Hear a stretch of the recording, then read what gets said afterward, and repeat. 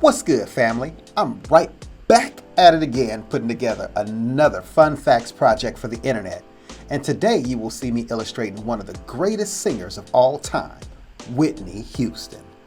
First, I want to thank you for coming through and watching me go through the process. And if you ever get a chance and you're on YouTube, take a moment to subscribe to our channel there, where when we drop new episodes like this, you'll get an instant notification for when I'm going through the process. So beginning the process like you're seeing here, although it is definitively helpful, or should I say definitely helpful, to have a drawing tablet to get that feel of the pen. If you have a steady enough hand with most softwares, you can get the job done with a little flick of the wrist and a few clicks of the mouse. Of course, just looking at some of the research I did, all the Whitney Houston stuff, if you don't know who Whitney Houston is, I don't know where you've been in the 20th and 21st century. Sis had one of the most amazing voices of all time. Matter of fact, she was even more of a polarizing persona I've ever seen, or one of the most polarizing personas I've ever seen in my lifetime, going from a princess-like figure in the media to a drug-issued celebrity, and more of it all pretty much playing out in front of the cameras for the fans to see, ultimately until it led to her death before the Grammy Awards on February 11th in 2012. Of course, with many of our fun fact videos, the life and death of a person that we feature always comes up. For example, with Whitney, she was born on August 9th, 1963 in Newark, New Jersey. For me, I remember Whitney first breaking onto the scene because her mother, Sissy Houston, was a gospel music singer, and my mom loved listening to gospel music. Actually, when you check out Whitney's biography, coming up in the church was a major influence on her musical talents. Actually, a lot of artists, before they go big, literally hone their craft in the church. Of course, in history, like I mentioned before, Whitney will go down as a phenomenal singer. Real talk, old girl had range that was out of this world. So when it comes to the music industry, she definitely did her thing. Now, what you have to realize is today it's common to see music artists in film and on TV, but back when Whitney was gaining notoriety, it wasn't as common. So when Whitney starred in the movie The Bodyguard with Kevin Costner, man, oh man, this film broke so many records. Now, back then, it wasn't always the norm to have a soundtrack like you see, or should I say today, there's not always the norm to have a soundtrack, but back then it was the norm to have a music soundtrack, and that thing sold. When Whitney did that old school Dolly Parton song, I Will Always Love You, even till today, it is still something that people play at weddings and whatnot. So that soundtrack was like the #1 soundtrack in history over films like Purple Rain, The Titanic, Saturday Night Fever, the list goes on. She just had an amazing sound that took the world by storm. Now, talking about a music exec who was known for making the careers of many stars like Sean Puffy Combs, country superstar Alan Jackson, and more, his name was Clive Davis. Clive basically discovered Whitney, and basically the rest is history. She caught on so quickly. For example, of course, you have magazines like you see at the grocery store and whatnot, but with those magazines, it wasn't common to see African American women on the cover of magazines during that time. So with that said, Whitney caught the eyes of publishers because of her beauty, and literally from there she started being on the cover of magazines. Whitney would be featured on magazines like 17 magazine, which was huge back in the day, Glamour magazine, of course magazines like Essence, Jet, and the list goes on. Real talk though, the girl just demanded respect. Now with music, everybody has their favorite artists, I get that, but there are just some who are legendary, and Whitney is just that girl.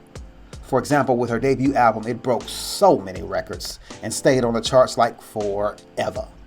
Not only did it do that, but it got the acknowledgement of Rolling Stones magazine, who put the debut album on its 500 greatest albums of all time. And even when looking at the Rock and Roll Hall of Fame, her debut album was put in the Rock and Roll Hall of Fame's definitive 200 list.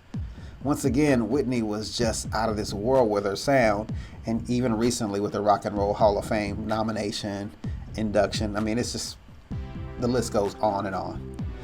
The next topic I'm dealing with, though, is love. This is what really got her in trouble. Most people want it and experience it at some point in life, and this is where you have fans who know Whitney's greatest love and how that may have brought challenges in her life. That love story for her began at the Soul Train Music Awards with bad boy Bobby Brown at the time. Now, Bobby was a top music artist back then, and when Whitney, she was a top artist, they hooked up. Literally, Bobby was one of those cats that the ladies loved Bobby and Bobby loved the ladies. And like I said before, they ended up hooking up at the Soul Train Music Awards.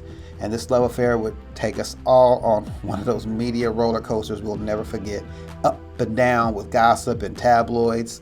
All kinds of stories going on about one of the craziest relationships we'll ever probably see on paper. And with Whitney being such a diva versus her connecting with a bad boy like Bobby, it was always all over the place. They eventually got married on July 18th in 92 and later divorced on April 24th in 2007. So, I mean, they stayed married for a long time. Don't get me wrong, but it was just one of them crazy marriages. Definitely not one of those fairy tale weddings or fairy tale marriages you might think of. Nah. Now, of course, being married to Bobby, they eventually had one daughter. That daughter was Bobbi Kristina. That was Whitney Houston's only daughter, and Bobbi Kristina was her pride and joy. Those two went together everywhere. I mean, their connection as a mother and daughter was undeniable, and you saw the strain on Bobbi Kristina once Whitney died. And sadly, not long after that, Bobbi Kristina passed away as well on July 26th in 2015.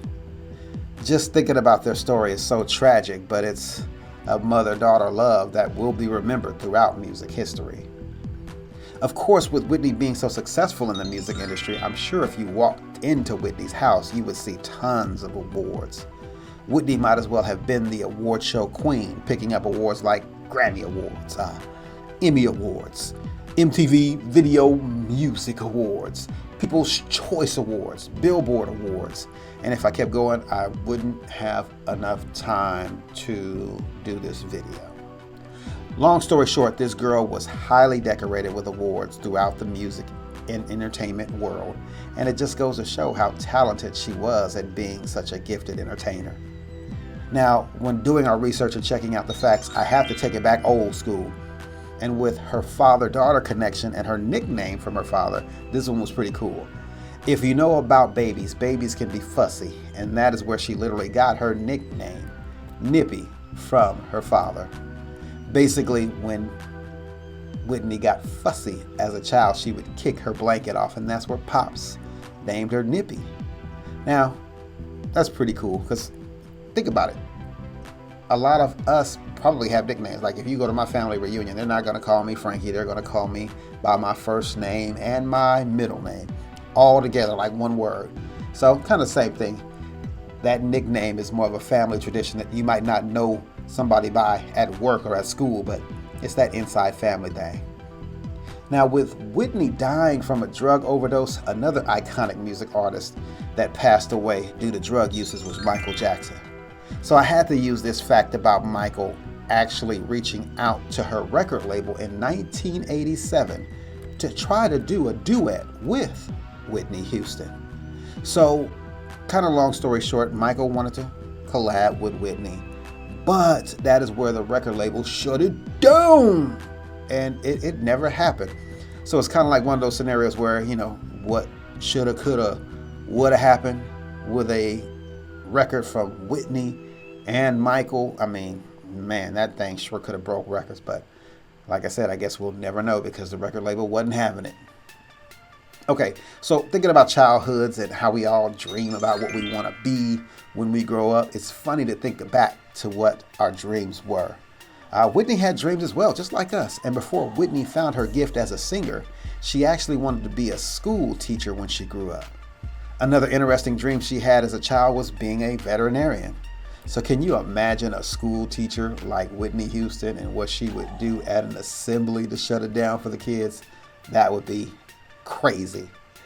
And then I think, we did for our final fact, it's all about football. That's where Whitney Houston sang the Star Spangled Banner at the Super Bowl in 1991. Actually, a recording of her performance was so loved, it went on to sell over 1 million copies. And that's a wrap. So Whitney Houston was one of those iconic singers that we will definitely remember throughout time. And like you're seeing here, I got my stuff pretty much pulling it all together. Now, going through the process, this is what we do here on Freshberg Creates.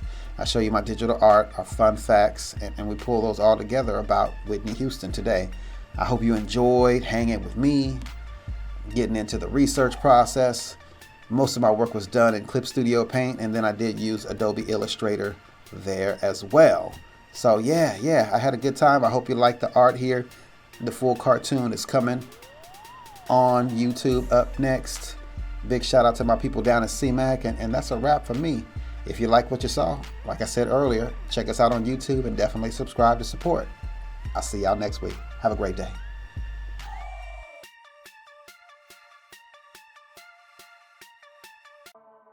A woman who is known for singing songs that represent every woman, and a movie with a bodyguard. Stay tuned for more as I share fun facts from the biography of Whitney Houston.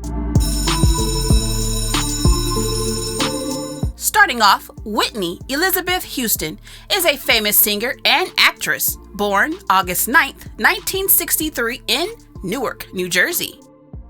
With fact number 1, Whitney is known for being very successful in the music industry. For example, the Bodyguard soundtrack became the best-selling soundtrack of all time, beating out other soundtracks from films like Purple Rain, Saturday Night Fever, The Titanic, and more. When looking at fact number 2, it is about Whitney's beauty. Whitney was so beautiful that many around the world recognized it, allowing her to be the first woman of color to grace the cover of 17 and Glamour magazines. Talking about her music with fact number 3, Whitney's music has been thought of as some of the best. In fact, her debut album is currently listed as one of the 500 greatest albums of all time by Rolling Stone magazine. Being the bright lights of Hollywood and beyond, Whitney actually found love at an award show. This is where she met another well-known R&B singer by the name of Bobby Brown at the Soul Train Music Awards. The two would later marry July 18, 1992. With my 5th fact, it is hard to talk about Whitney without mentioning her daughter. With fact number 5, Whitney Houston had one child, Bobby Christina Houston Brown. With fact number 6, Whitney has won tons of awards. But did you know that Whitney Houston has at least one Grammy, an Emmy, MTV Video Music Award, MTV Movie Award, People's Choice Award, and a Billboard Award? Up next with fact number 7, Whitney had an interesting nickname given to her by her father. That nickname was Nippy.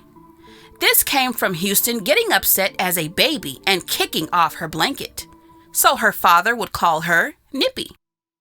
With fact number 8, another music great was turned down for a duet with Whitney.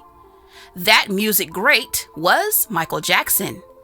In 1987, Michael wanted to record a duet with Whitney on his song, I Just Can't Stop Loving You, but her record label said no. With fact number 9, as children, we all dream of being the things we want to do when we grow up, and so did Whitney.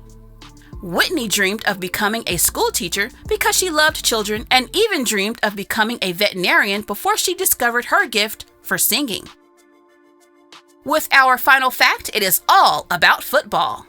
That is where Whitney Houston sang the Star Spangled Banner at the Super Bowl in 1991. A recording of her performance was so loved that it went on to sell over 1 million records. Okay, friend, that is all with our top 10 fun facts about Whitney Houston.